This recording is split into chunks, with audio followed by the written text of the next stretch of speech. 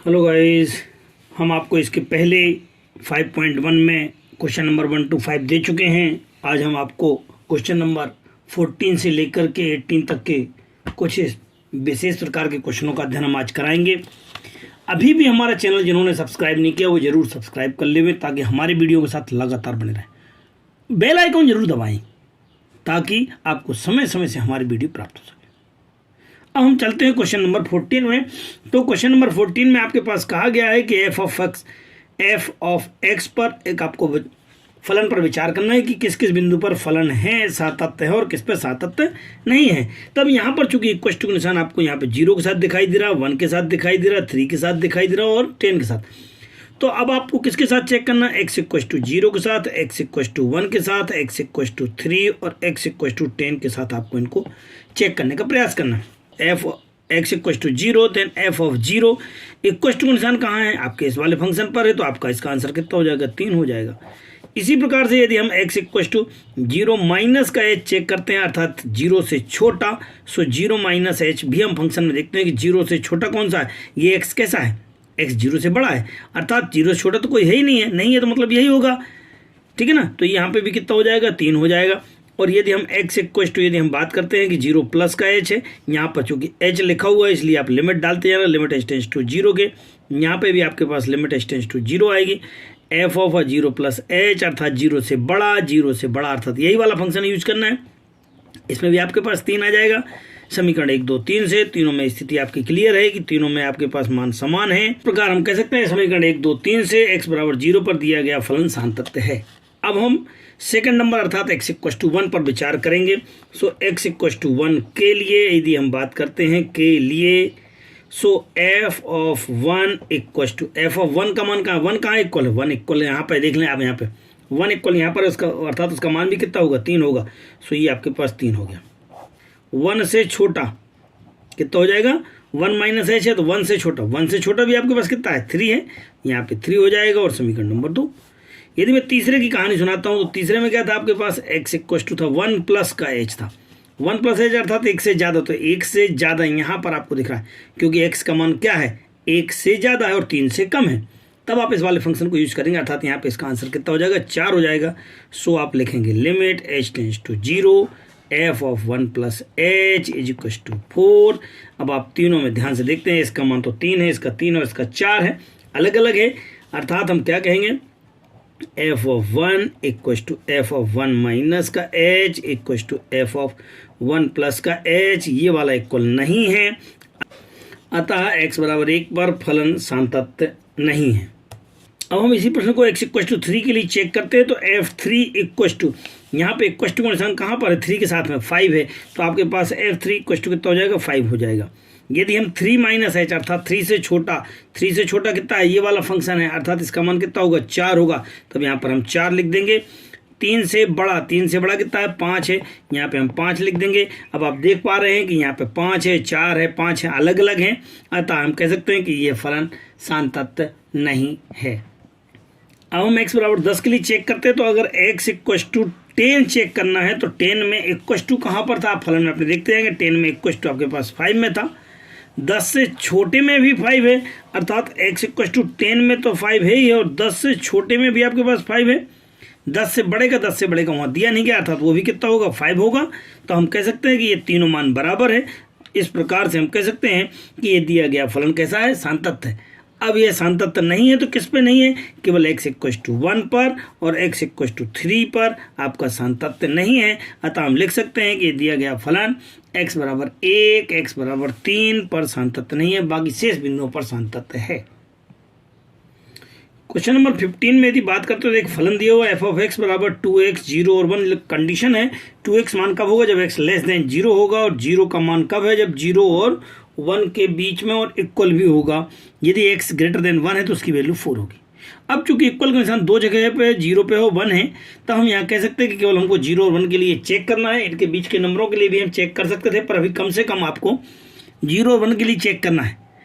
जब हमको 0 1 के लिए चेक करना तो हम सबसे पहले 0 के लिए चेक करने जाते हैं। 0 के लिए चेक किया हमने, कितना आ गया? x बराबर 0। x बराबर जैसे 0 के बराबर का निशान कहाँ है? यहाँ पर है, अर्थात ये वाला फलन यूज होगा, f0 इक्वल टू 0 बन जाएगा। अब आपने कौन सा लिया है? 0 माइनस का h अर्थात 0 से छोटा, जीरो से छोटा कौन सा कहलाएगा, ये वाला फंक्शन। तो हम इस वाले फंक्शन को यूज करेंगे और जीरो माइनस एच डालेंगे।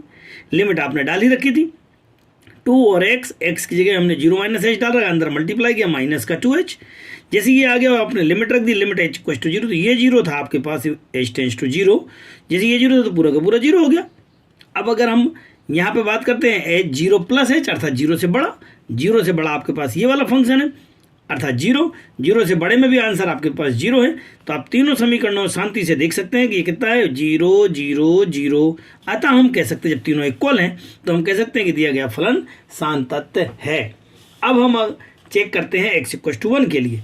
1 के लिए जाते हैं तो x इक्वल टू 1, x में 1 इक्वल टू कहाँ है, यहाँ पर जीरो पर है, अर्थात यहाँ पर f of x equal to zero हो जाएगा, तो f ऑफ 1 इक्वल टू भी जीरो होगा। लेकिन एक से छोटा में भी आपके पास जीरो है, एक से छोटा अर्थात एक माइनस का h है, तब भी यहाँ पे आपके पास फंक्शन जीरो है, अर्थात इसका मान भी जीरो होगा। परंतु एक से बड़ा यदि हम बात करते तो हमारे पास आंसर कितना था, 4 था। तो हम फलन में लिखेंगे 1 प्लस h, अर्थात 1 से मोर देन है, 1 से कुछ भी थोड़ा बहुत भी ज़्यादा होता है तो यहाँ पे वैल्यू कितनी हो जाती है, 4 हो जाती है। तो यहाँ पर 1 प्लस h की वैल्यू कितनी होगी, 4 होगी। अब इन तीनों समीकरण में देखना, ये जीरो है, ये जीरो है, परंतु ये तो 4 है, ये इक्वल नहीं है। जब तीनों इक्वल नहीं है तो स्पष्ट रूप से हम कह सकते हैं कि पहला दूसरा तो इक्वल है लेकिन तीसरा इक्वल नहीं है, अर्थात x बराबर 1 पर दिया गया फलन कैसा होगा, अशांतत्व होगा। क्वेश्चन नंबर 16 जो दिया है यहाँ पे देखते हैं, f of x equal to minus 2, 2x and 2 दिया हुआ है। ये आपके पास कंडीशन है x less or equal to minus का 1 है, और यहाँ पे x greater than minus 1 and less than 1 है, यहाँ पे x ग्रेटर देन 1 है। अर्थात हमको इक्वल टू निशान दो जगह मिल रहे हैं, x इक्वल टू माइनस 1 में और x इक्वल टू 1 में। तो हमें जो आंसर चेक करना है वो कम से कम आपको x इक्वल टू माइनस 1 और x इक्वल टू 1 के लिए चेक करना है, ये कम से कम चेक करना है। आप ज़्यादा से ज़्यादा आप के मान करके इनके बीच में कुछ भी आप चेक कर सकते थे, वह भी सारी चीज़ें सत्य होती हैं, परंतु हमको कम से कम माइनस 1 और 1 के लिए चेक करना है। अब हम माइनस 1 के लिए जब चेक करने जाते हैं तो f ऑफ माइनस 1 के लिए चेक करने जाते हैं। माइनस 1 कहाँ है आपके पास, माइनस 1 इक्वल टू निशान आपके पास यहाँ पर है माइनस 2, तो इसकी वैल्यू कितनी हो जाएगी, माइनस का 2 हो जाएगी। अब माइनस 1 माइनस h अर्थात माइनस 1 से भी छोटा, माइनस 1 से छोटा अर्थात वो भी आपके पास माइनस का 2 है, तब आप यहाँ पे आंसर में माइनस 2 लिख देंगे। लेकिन माइनस 1 प्लस h माइनस 1 से बड़ा है, अर्थात ये वाला फंक्शन यूज होगा, कौन सा, 2x वाला, तो हम यहाँ पे 2x यूज करेंगे। लिमिट लगाएंगे, लिमिट थी h tends to zero, function था आपके पास माइनस 1 प्लस का h। अब आप ये वाली वैल्यू जाकर के आप इस फंक्शन में डालेंगे, सो 2 इंटू और ये x की वैल्यू अर्थात ये वाली 2 इंटू ब्रैकेट में माइनस 1 प्लस h के, h की वैल्यू आप जीरो डालेंगे, इसको अंदर मल्टीप्लाई करते हुए, सो माइनस का 2 प्लस का 2h और h की जगह आप जीरो पुटअप कर देंगे तो ये पूरा का पूरा जीरो बचेगा कितना, माइनस का 2। अब देखें यहाँ भी माइनस का 2, यहाँ माइनस का 2 और यहाँ भी माइनस का 2 है, अर्थात हम कह सकते हैं समीकरण 1 2 3 से कि x बराबर 1 पर फलन कैसा है, शांतत्व है। अब x इक्वल टू 1 के लिए चेक करने जाते हैं। सो x इक्वल टू 1 के लिए भी आपके पास 1 इक्वल टू कहाँ है, ये वाला है फंक्शन, अर्थात कितना हो जाए फलन कौन सा यूज करना है, 2x, तो हमने यहाँ पे फलन यूज किया 2x। अब x इक्वल टू 1 के लिए करना था तो हम x की जगह पे 1 डालेंगे, 1 डालेंगे 2 एकम 2 और ये आंसर आ गया। अब 1 माइनस h क्या होता है, एक से छोटा, एक से छोटा अर्थात ये x कैसा लिखा हुआ है, एक से छोटा लिखा है, तब भी हम फंक्शन कौन सा यूज करेंगे, 2x यूज करेंगे। ये सबसे बड़ी चीज़ यहाँ समझने की यही होती है कि हम कौन सा फंक्शन कहाँ पर यूज़ करें, क्योंकि एक से छोटा इसलिए यहाँ पे, और अगर एक से बड़ा होता तो हम आंसर ये वाला यूज़ करते। सो एक से छोटे के लिए 2x यूज़ करेंगे, यहाँ पर आपके पास 2x आ जाएगा, 2 और x हमारी लिमिट क्या थी, 1 माइनस का h, तो 1 माइनस का h हम इसको डाल देंगे, अंदर ब्रैकेट खोलेंगे, 2 माइनस का 2h और h की वैल्यू टेंस टू कितना, 0 है। हमें in place of h you putting the value of 0, then 2 0 0 और आपके पास जो बचेगा वो कितना आएगा, 2 आएगा। यदि हम 1 प्लस h की बात करते हैं तो अर्थात एक से बड़ा कितना है, ये 2 है आपके पास यहाँ पर, अर्थात हमारे पास f of x equal to कितना हो जाएगा, 2 हो जाएगा। So f of x equal to 2 ले लेंगे, 1 प्लस h है तो इसका आंसर कितना, कांस्टेंट है क्योंकि हमें कुछ पुटअप करना ही नहीं है, अर्थात इसका मान कितना होगा, 2। तब समीकरण 1 2 और 3 से, तीनों से ध्यान से देखें आप, ये भी 2 है, ये भी 2 है और ये भी 2 है, अर्थात आपके पास तीनों मान समान हैं, तो हम कह पाएंगे कि x बराबर 1 के लिए भी फलन शांतत्व है। इस प्रकार हम कह सकते हैं कि सभी बिंदुओं के लिए भी ये शांतत्व होगा, क्योंकि असंतत्व तो किसी के लिए निकला ही नहीं, ठीक है ना। तो इस प्रकार से हम कह सकते हैं कि दिया गया फलन सदैव शांतत्व होगा। क्वेश्चन नंबर 17 में a और b का मान ज्ञात करना, जबकि यह फलन x बराबर 3 के लिए सतत है।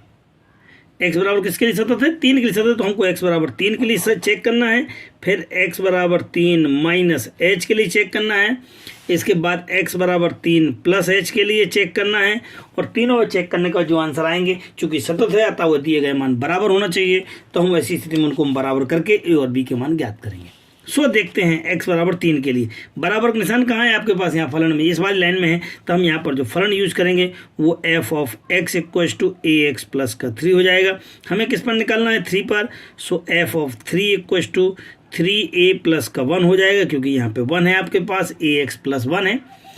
अब आपके पास ये हो गया फर्स्ट इक्वेशन। 3 माइनस h बात करते हैं तो 3 से छोटा कौन सा फलन, यही वाला है, 3 से फलन यही वाला छोटा है, तो हम इसको फिर से ले लेते हैं। हमारे पास जो फलन था वो यही था, कौन सा था, ax प्लस का 1 था। अब आप लिमिट लगाएंगे, limit h tends to 0, f of 3 minus का h equals to limit h tends to 0। यहाँ पे x की जगह पे कितना डालना है आपको, 3 माइनस h, तो a 3 माइनस का h प्लस का 1। थोड़ा और सॉल्व करते जाएंगे, लिमिट h टेंड्स टू 0 अंदर ले जाएंगे, सो 3a माइनस का ah प्लस का 1, चूंकि h 0 है अतः ये तो पूरा 0 हो जाएगा, h की वजह से पूरा का पूरा 0 हो जाएगा, और जैसे ये 0 होगा तो बचेगा कितना, वो बचेगा 3a प्लस का 1, और समीकरण नंबर 2 से। अब अगर हम यहाँ 3 प्लस h की बात करते हैं, 3 प्लस h कहाँ है, 3 से बड़ा, 3 से बड़ा ये वाला फंक्शन यूज करेंगे, तब हम देखते हैं कि f ऑफ x कितना हो जाएगा हमारे पास, f ऑफ x बराबर हो जाएगा bx प्लस का 3। सो लिखेंगे bx प्लस का 3।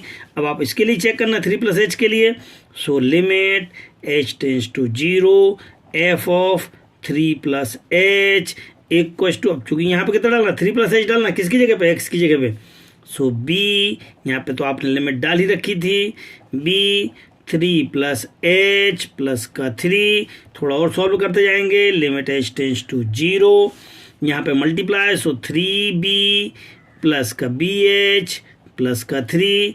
अब चूंकि h टेंड्स टू कितना है, 0 है, तो ये वाला h कहाँ है, इस वाली पट्टी में केवल एक ही जगह है, ये वाला पूरा का पूरा क्या हो जाएगा, 0 हो जाएगा। सो कितना बचेगा, 3b प्लस का 3, और ये समीकरण नंबर 3। अब समीकरण 1 2 3 से चूंकि दिए गए फलन कैसे हैं, सान्तत्य हैं, सान्तत्य हैं का मतलब है तीनों इक्वल होना चाहिए, अर्थात 3a plus 1 equals to 3a plus 1 equals to, यहाँ पे आपके पास 3b प्लस का 3, अर्थात समीकरण 1 2 और 3 तीनों इक्वल होना चाहिए, क्योंकि सतत हैं से फलन सतत है तब, फलन सतत है तब, जब सतत है तीनों बराबर होना चाहिए, तीनों बराबर है तो ये तो दोनों बराबर थे, इन दोनों को ले लेते हैं। सो कितना हो जाएगा, 3a प्लस का 1 इक्वल्स टू 3b प्लस का 3। अब आप क्या करेंगे, थोड़ा सा इसको सॉल्व करने का प्रयास करेंगे। अब आप 1 को उधर ले जाएंगे, सो बनेगा 3a इक्वल्स टू 3b और प्लस का 3 माइनस का 1, थोड़ा और सॉल्व कर लें, सो बनेगा 3b प्लस का 2। अब 3 से डिवाइड कर देंगे, 3 से डिवाइड करेंगे तो यहाँ पे a आ जाएगा, यहाँ 3 से डिवाइड किया तो b आ जाएगा, यहाँ 3 से डिवाइड किया तो 2/3। और इस प्रकार हम कह सकते हैं कि b के समस्त मानों के लिए a का मान इस प्रकार हो करके a और b के मान प्राप्त होंगे। क्वेश्चन नंबर 18 में लैम्डा का मान ज्ञात करना है, जबकि x बराबर 0 पर यह आपका कैसा है, सतत है, अर्थात x बराबर 0 पर आपको तीनों मान निकालना है, 0 0 प्लस h 0 माइनस h, और तीनों को इक्वल करके और लैम्डा का मान ज्ञात करना है। तो लैम्डा का मान आ जाएगा, जब लैम्डा का मान आएगा तो हम वापस फलन में लैम्डा का मान रख देंगे, और लैम्डा का मान रखते हैं तो फिर किसके लिए चेक करना है, x बराबर 1 के लिए चेक करना है, तो 1 के लिए भी हम चेक कर लेंगे 1 प्लस h से जो भी होगा, ठीक। तो आप देखते हैं यहाँ पर x बराबर 0 से, x बराबर 0 पर किए तो बराबर कहाँ पर है, यहाँ पर था, तो आपके पास f of x is equal to lambda x square minus का 2x, लेकिन x की कितना डालना है, 0 डालना है, so f of 0 equal to lambda, यहाँ पे 0 स्क्वायर माइनस 2 इंटू 0, कुल मिला के ये 0 0 में 0 गया 0, सो लैम्डा इंटू 0। अब आप जाते हैं कहाँ पर, x इक्वल टू 0 माइनस का h, जैसे आप 0 माइनस है 0 से छोटा तो भी यही वाला फंक्शन यूज करना है, कर लीजिएगा। चलिए, so limit h tends to 0 f of 0 minus का h, लेकिन फलन कौन सा उपयोग करना है, ये वाला लैम्डा वाला, so lambda limit h tends to 0, यहाँ पे लैम्डा ब्रैकेट में एक्स स्क्वायर एक्स स्क्वायर मतलब 0 माइनस एच का whole square minus 2 into 0 minus H और ये ब्रैकेट ऑफ। अब आप एच इक्वल टू 0 डाल सकते हैं क्योंकि बहुपद है तो लिमिट एच टेंस टू 0 के जैसे आप 0 डालेंगे तो ये पूरा का पूरा 0 हो जाएगा, ये 0 डालेंगे तो ये भी पूरा 0 हो जाएगा, अर्थात लैम्डा इंटू 0। अब यहाँ पे आपने चूंकि लिमिट डाल दी है अर्थात कितना आ जाएगा 0 लैम्डा, आपके पास आंसर आएगा और ये हो जाएगा समीकरण नंबर 2। अब हम तीसरी स्थिति में भी बात करते हैं। So X equal to 0 plus H के लिए 0 प्लस एच के लिए अगर हम बात करें तीसरी स्थिति में अर्थात 0 से बड़ा है, जब 0 से बड़ा है तो हम ये वाला फंक्शन यूज करेंगे कौन सा 4x प्लस 1 का। सो एफ ऑफ एक्स हमारे पास कितना हो जाएगा, f of x equal to हो जाएगा 4x प्लस का 1। अब आप लिमिट डालना शुरू करेंगे। सो एफ ऑफ 0 प्लस का h limit h tends to 0 के is equal to limit h tends to 0। यहाँ पे in place of x you putting the value for 0 plus h की। सो 4 ब्रैकेट में 0 प्लस h प्लस का 1। अब lambda equal to कितना, h equal to कितना डालना, थोड़ा और सॉल्व कर लेते हैं। और सॉल्व करने गए तो लिमिट h टेंस टू 0 के यहाँ पे इसको मल्टीप्लाई किया 0 माई प्लस का 4h और ये 1, लेकिन h की जगह कितना डालना 0, तो ये पूरा का पूरा 0 हो जाएगा। कुल मिलाकर के आपके पास कितना हो जाएगा 1 और ये समीकरण नंबर 3। समीकरण 1, 2, 3 में आप ध्यान से देखेंगे कि लैम्डा इंटू 0 और ये 1 है। सो समीकरण 1, 2, 3 समीकरण 1, 2, 3 से चूंकि फलन सतत है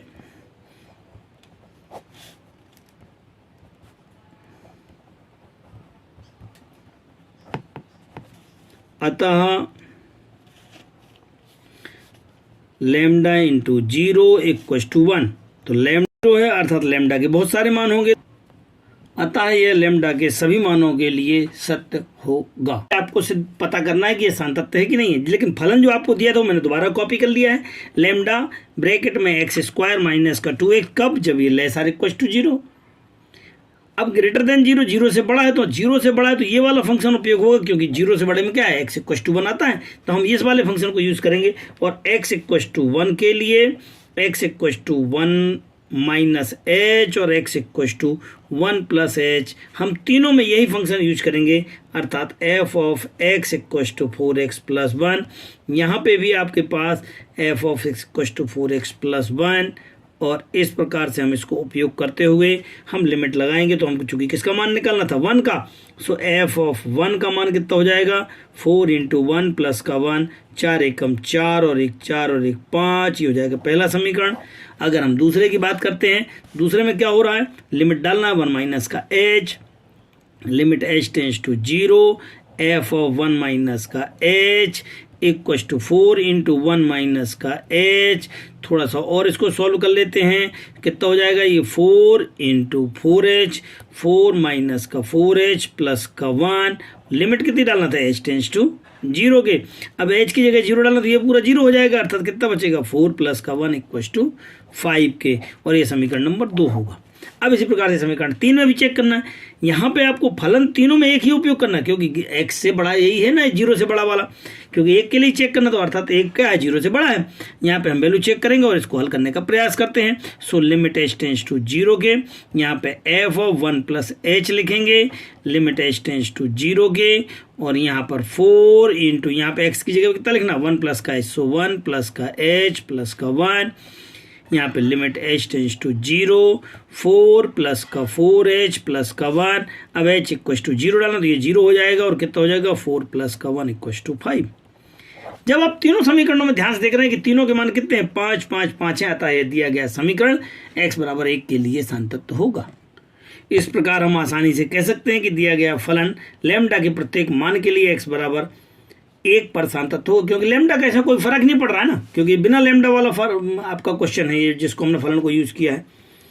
हमने आपको अभी भी बहुत अच्छा समझाने का प्रयास किया है।